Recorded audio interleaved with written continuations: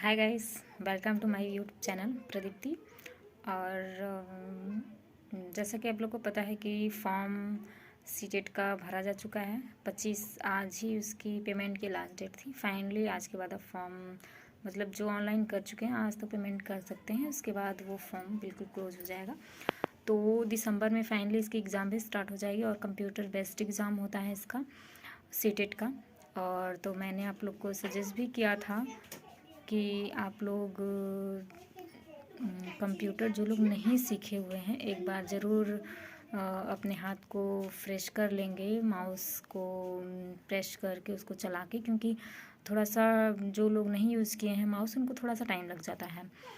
ठीक है, तो आप लोग ये बात ज़रूर ध्यान दीजिएगा कि जिन लोगों ने कंप्यूटर पे कभी नहीं यूज़ किया हुआ है, माउस कभी नहीं यूज़ किया हुआ है, तो वो एक बार ज़रूर कहीं ना कहीं जाके 1 या 2 बार आराम से थोड़ा सा उसको लेफ़्ट राइट स्क्रॉल करना सीख लेंगे, ताकि आप लोग को एग्ज़ाम में प्रॉब्लम ना हो और आप लोग आराम से अप डाउन लेफ़्ट राइट, क्योंकि सीटेट में लॉन्ग क्वेश्चन होते हैं और इसमें जिसको माउस नहीं यूज़ करने आता उनके लिए थोड़ी सी प्रॉब्लम आ जाती है और अप डाउन स्क्रॉल करने में और लेफ़्ट राइट करने में थोड़ा सा टाइम वेस्ट हो जाता है। तो इसके लिए आप लोग जो लोग भी कंप्यूटर फर्स्ट टाइम यूज़ करेंगे एग्ज़ाम के टाइम में, ऑनलाइन एग्ज़ाम होगा तो ज़रूर वो लोग पहले माउस को एक आध बार देख लेंगे, कहीं अपना यूज़ करना सीख लेंगे। ठीक है, तो पहले तो एग्ज़ाम होता था ऑफलाइन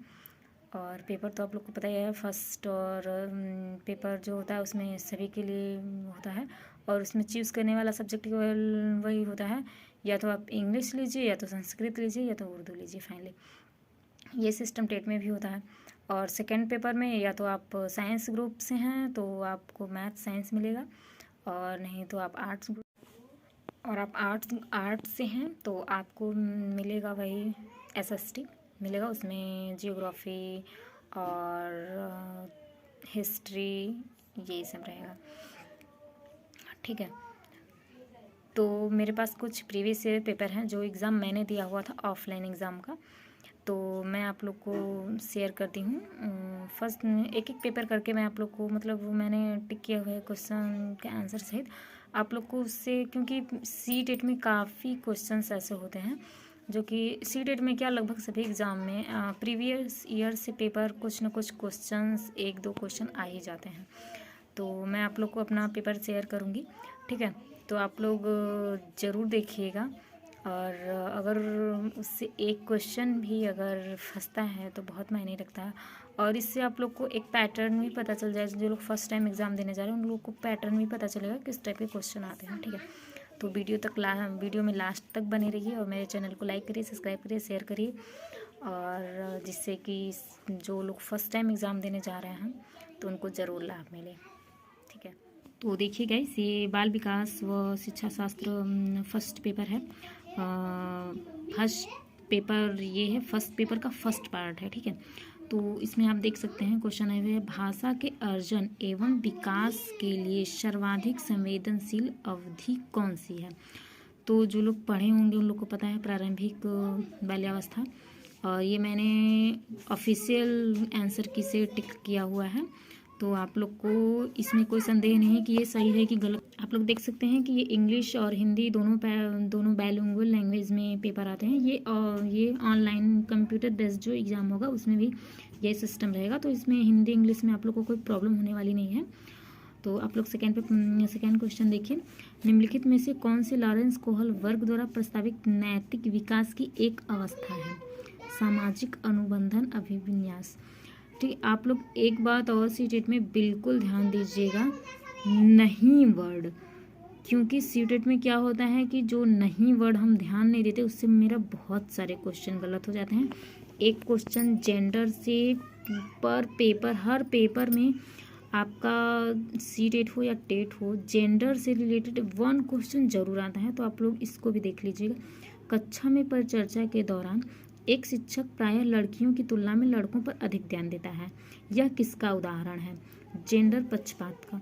ठीक है, तो कुछ क्वेश्चंस ऐसे होते हैं कि जो आप लोग खुद के सेंस से कर सकते हैं उसको। ठीक है, ये भी देखिए, इसमें 2 क्वेश्चन जेंडर से आया हुआ है। बच्चों में जेंडर रूढ़िवादिता एवं जेंडर भूमिका अनुरूपता को कम करने के लिए निम्नलिखित में से कौन सी पद्धति प्रभावित है। जेंडर पक्षपात के बारे में पर चर्चा, हम जेंडर पक्षपात के बारे में पर चर्चा कर सकते हैं, तो जिससे कि जेंडर के बारे में जो लोग पहले की धारणाएं हैं, लड़कियों को कम पढ़ाना, लड़कों। और ये 5th नंबर क्वेश्चन देखिए, निम्नलिखित में से किस मनोवैज्ञानिक ने बच्चों को ज्ञान से सक्रिय जिज्ञासु के रूप में देखते हुए उनके चिंतन पर सामाजिक एवं सांस्कृतिक विषय वस्तुओं को प्रभाव को महत्व दिया है। विषय वस्तुओं के प्रभाव को महत्व दिया है। जहाँ भी सामाजिक एवं सांस्कृतिक आएगा वहाँ पे आपको लेव बायगोत्स्की ही लगाना है, ठीक है। सामाजिक एवं सांस्कृतिक है तो आप लेव बायगोत्स्की सीधे सीधे लगा दीजिए। और जेंडर से रिलेटेड आपको क्वेश्चन जरूर देख लीजिएगा, क्योंकि इसमें आप देख सकते हैं कि 2 क्वेश्चन जेंडर से रिलेटेड जरूर है। आप देखिए, जिग्शा पहेली को करते समय 5 वर्ष की नजमा स्वयं से कहती है, नीला टुकड़ा कहाँ है? नहीं, यह वाला नहीं, गहरे रंग वाला, जिससे यह जूता पूरा बन जाए। इस प्रकार की वार्ता में वाइगोत्स्की किस तरह संबोधित करते हैं? व्यक्तिगत वार्ता। इसमें आप ये देखिए, खुद से कॉन्सेप्ट का क्वेश्चन है कि जो नज़्मा है वो खुद से बातें कर रही है, तो व्यक्तिगत वार्ता, इसमें कोई दूसरा नहीं है, वो खुद से बातें कर रही है। छोटे बच्चों को देखते होंगे आप, जैसे मेरी बेटी है, वो खुद से खूब बातें कर करके खेलेगी, तो वो स्वयं व्यक्तिगत वार्ता है, ठीक है। तो इसमें मैंने जैसा कि आप लोग को बताया था कि पैडालॉजी होती है इसमें, पर पार्ट में आप लोग को 15-15 नंबर की पैडालॉजी मिलेगी। तो ऐसे ही क्वेश्चन को पैडालॉजी बोलते हैं, जो आप खुद के कॉन्सेप्ट से कर सकते हैं, ठीक है। तो ये क्वेश्चन देखिए, बच्चों को संकेत देना तथा आवश्यकता पड़ने पर सहयोग प्रदान करना निम्नलिखित में से किसका उदाहरण है? पाड़ का मतलब होता है एक ढांचा, मतलब बच्चों को आप संकेत दे रहे हैं, आवश्यकता पड़ने पर उसकी हेल्प कर रहे हैं, मतलब पूरी तरीके से नहीं, मतलब एक आप उनको मतलब एक इशारे कर रहे हैं कि जो उनको वर्क दिया गया है, अगर वो लोग नहीं कर पा रहे हैं या तो उनको कोई प्रॉब्लम आ रही है, तो एक तरीके का उनको सपोर्ट, मतलब हेल्प करना, मतलब थोड़ी सी उनको बताना कि हाँ हम किस टाइप से कर सकते हैं। पूरी तरीके से नहीं कि उनको करके बता देना है, उनको बताना है कि हाँ कैसे करना है ये, ठीक है। और ये बिल्कुल मैंने ऑफिशियल की से टिक किया हुआ है, तो इसमें आप लोग को बिल्कुल परेशान होने की जरूरत नहीं कि ये सही होगा कि गलत होगा, ठीक है। तो आप लोग अगला क्वेश्चन देख सकते हैं, निम्नलिखित व्यवहारों में से कौन सा जीन पियाजे के द्वारा प्रस्तावित मूर्त संक्रियात्मक अवस्था को विशेषित करता है? एक से 2 क्वेश्चन आपका जीन पियाजे से जरूर बनता है, ठीक है। जीन पियाजे हैं, स्किनर है, बाल मनोविज्ञान में आप लोग को बिल्कुल सारे सिद्धांत को एकदम बिल्कुल पढ़ लेना है, क्योंकि सारे सिद्धांत से एक क्वेश्चन लगभग बन ही जाते हैं, ठीक है। तो जीन पियाजे से 1-2 क्वेश्चन बन जाता है, तो यहाँ इसका आंसर होगा संरक्षण, कक्षा समावेशन, ठीक है। ये देखिए अगला क्वेश्चन है, आकलन का प्राथमिक उद्देश्य क्या होना चाहिए? तो इसमें संबंधित अवधारणाओं के बारे में बच्चों का स्पष्टता तथा भ्रांतियों को समझना। जब हम बच्चों को आकलन करते हैं, मैंने उनको कोई वर्क दे दिया, फिर उनका आकलन करना है, तो प्रथम उद्देश्य ये है कि जो बच्चों की जो अवधारणाएं हैं उनको हम समझें, और उसकी जो बच्चों की बिल्कुल स्पष्ट रूप से उनको बताएं, उनको जो भ्रांतियाँ हैं उनको समझाएं, ठीक है। देखिए ये पे पैडोलॉजी से रिलेटेड क्वेश्चन है, ऐसे क्वेश्चन खुद के माइंड से करने होते हैं, ठीक है। और निम्नलिखित में से कौन सा बुद्धि के बारे में सही है? बुद्धि से एक क्वेश्चन जरूर ही आता है, तो आप लोग बुद्धि से भी बिल्कुल, मतलब मैंने ये बताया है कि सारे सिद्धांत आपको बिल्कुल रट लेने हैं और कॉन्सेप्ट क्लियर रखना है, रटने से काम नहीं चलेगा, कॉन्सेप्ट क्लियर रखना है। इसमें देखेंगे निम्नलिखित में से कौन सा बुद्धि के बारे में सही है, ठीक है। बुद्धि एक बहुआयामी है। क्वेश्चन नंबर हम देखते हैं 12, ठीक है। रूही हमेशा समस्या के एकाधिक समाधानों के बारे में सोचती है, इसमें से काफ़ी समाधान मौलिक होते हैं। रूही किन गुणों का प्रदर्शन कर रही है? सृजनात्मक। आप देख सकते हैं कि रूही एक समस्या है, उसका एक से अधिक समाधान सोच रही है, तो वो सृजनात्मक विचारक है, ठीक है। शिक्षण अधिगम प्रक्रिया में वंचित समूह से जो बच्चे वंचित हैं, संबंधित विद्यार्थी के बारे में सहभागिता कम होने की स्थिति में एक शिक्षक को क्या करना चाहिए? अपनी शिक्षण पद्धति पर विचार करना चाहिए तथा बच्चों की सहभागिता में सुधार करने के लिए नए तरीके ढूंढने चाहिए। एक समावेशी कक्षा में एक शिक्षक को विशिष्ट शैक्षिक योजनाओं को सक्रिय रूप से तैयार करना चाहिए। ठीक है। जो बच्चे समावेशी कक्षा का मतलब होता है उसमें सभी तरीके के पिछड़े बालक और सृजनात्मक बालक, सामान्य वर्ग के बालक, सभी बालक आते हैं। ठीक है, उनको सक्रिय रूप से तैयार करना चाहिए। और पठन वैफल्य के प्राथमिक लक्षण क्या हैं? तो धारा प्रवाह पढ़ने की अक्षमता। पठन वैफल्य आप लोग सोच रहे होंगे कि क्या है।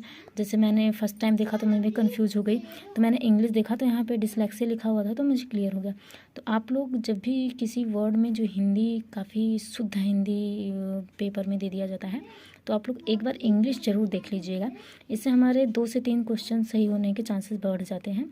तो आप देख सकते हैं पठन वैफल्य जिसमें से डिसलेक्सिया है तो डिस्ग्राफिया होता है, तो रिटेन से संबंधित होता है, और डिसकैलकुलिया तो मैथ से संबंधित होता है। तो एक बार अगर जो क्वेश्चन आप लोग को हिंदी टफ लग रही है तो आप लोग इंग्लिश ज़रूर देख लीजिएगा। ठीक है, उससे क्वेश्चंस सही होने के चांसेस थोड़े बढ़ जाते हैं। ठीक है, मैं बाकी क्वेश्चन मैं अगले वीडियो में करवाऊँगी। थैंक यू गाइस, और मेरे चैनल को लाइक करिए, सब्सक्राइब करिए, शेयर करिए, और मेरा मोटिवेशन बनाए रखने के लिए प्लीज़। और अगर आप लोग को और सारे सब्जेक्ट की वीडियो चाहिए तो प्रीवियस ईयर पेपर तो आप लोग ज़रूर कमेंट करिएगा।